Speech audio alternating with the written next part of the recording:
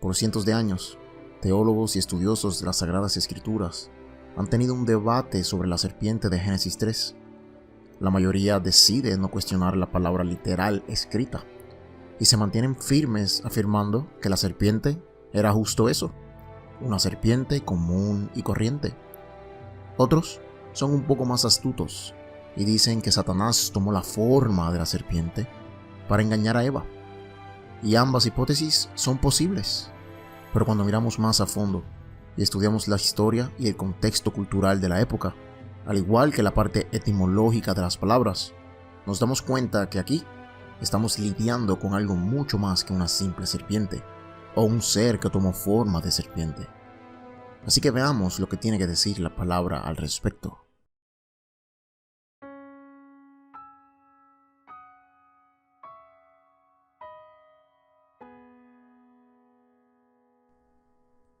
Empecemos con el origen etimológico o el significado original de la palabra serpiente.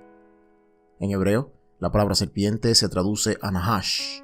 La letra C no se pronuncia, y esta palabra tiene varios significados, tales como serpiente, engañador y el brillante.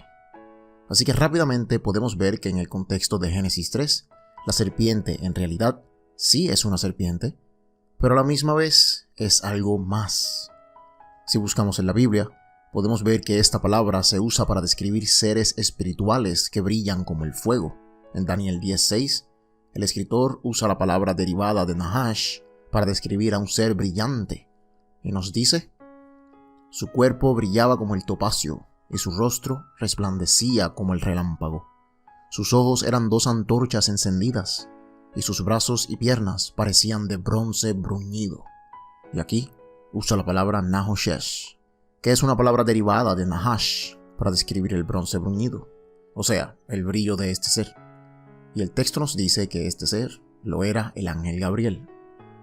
En Ezequiel capítulo 1 verso 7 también usa esta palabra para describir a unos seres espirituales que brillaban, y estos seres eran los querubines que guardaban el trono de Dios. Y dice: sus piernas eran rectas y sus pies parecían pezuñas de becerro, y brillaban como el bronce bruñido. Aquí de nuevo nos dice que estos seres espirituales brillaban. También lo vemos en Isaías capítulo 14 verso 12, que dice: ¿cómo has caído del cielo, lucero de la mañana?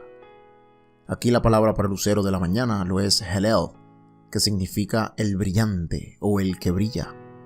Así que también podemos ver cómo Isaías describe la caída de Satanás y lo llama el brillante. Podemos ver que en Génesis 3 no se está hablando de una simple serpiente, sino de un ser espiritual que brilla como el fuego. Pero también podemos ver en otros textos cómo es que la palabra serpiente también se usa para seres espirituales con una forma serpentina. Por ejemplo, en Isaías capítulo 6 verso 2, el profeta vio a unos seres llamados serafines y los describió como teniendo 6 alas. La palabra serafín significa ardiente, pero esta palabra se deriva de la palabra seraf, que significa literalmente serpiente, y no tiene otro significado como Nahash. Así que podemos decir que los serafines son seres espirituales con forma de serpiente que brillan y tienen 6 alas. Y ya sé que esto suena un poco loco, decir que la serpiente de Génesis era un ser espiritual con forma de serpiente, con manos y pies y 6 alas repletas de ojos. Pero si no quieren tomar mi palabra como verdadera, pues vayamos a la historia y la evidencia arqueológica. Verán, a través del tiempo se han encontrado un sinnúmero de artefactos antiguos pertenecientes a los antiguos hebreos, y uno de estos artefactos lo fueron estos sellos reales, los cuales se datan para el tiempo de Isaías. Y si le prestamos atención al sello 273 y el 274a, podemos ver a estos serafines. En el 273 podemos ver a Dios representado como un disco de sol en el medio, y a su diestra y siniestra podemos ver a unos seres espirituales en forma de serpiente que lo rodean, o los serafines.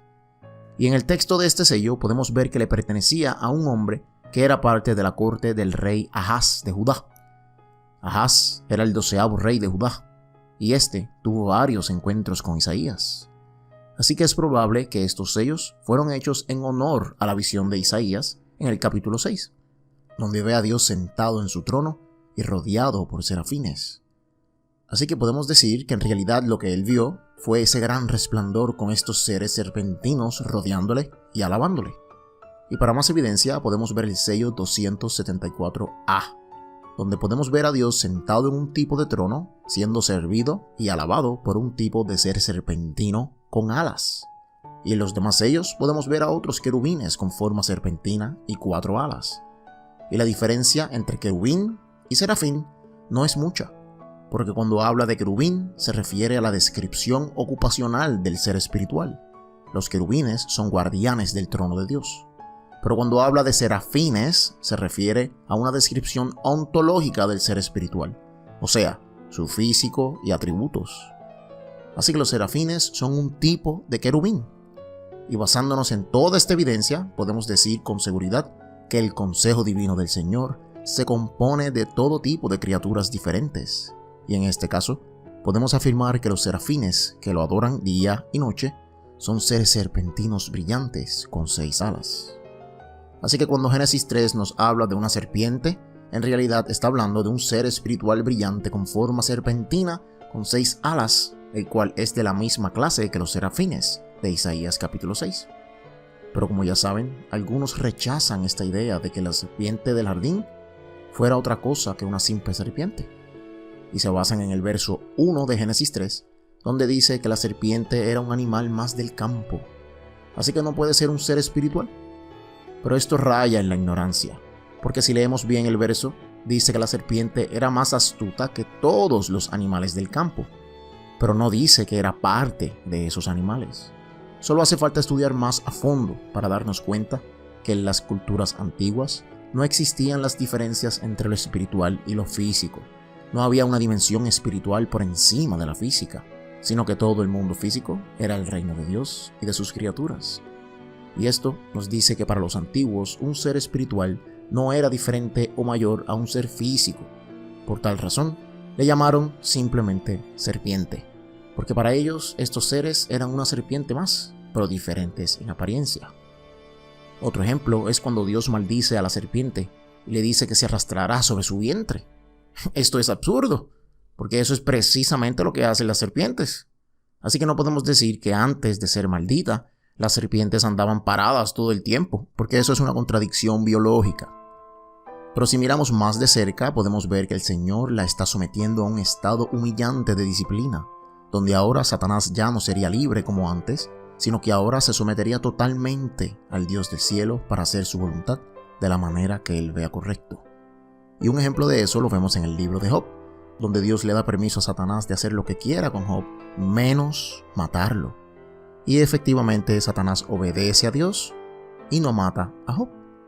De la misma manera, cuando le dice que comería polvo, no se está refiriendo a una dieta alimenticia, sino que es más bien una humillación por haberse rebelado.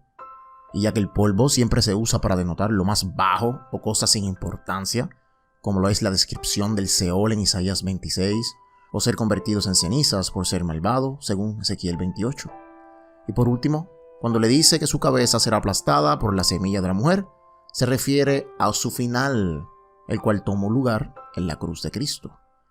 Recuerden que todos somos seres eternos espiritualmente, así que Satanás no podría ser eliminado, sino que su final en la cruz se refería a que su reino de maldad será destruido y su dominio en el mundo extirpado de raíz. Al final, podemos ver que en todos estos relatos donde aparecen estos serafines, siempre existe un paralelo entre ellos. Todos eran parte del consejo divino de Dios, todos podían hablar, todos tenían ese aspecto brillante y serpentino, y todos pagaron el mismo precio. Fueron humillados por el Señor y obligados a someterse a Él. Y esto no es ninguna coincidencia, porque en todos estos relatos nos está hablando del mismo personaje, la serpiente antigua, Satanás. Así que en conclusión, podemos decir que sin duda alguna la serpiente que tentó a Eva en Génesis 3 no era una serpiente común y corriente, sino que era un ser espiritual brillante como el fuego y volaba con 6 alas.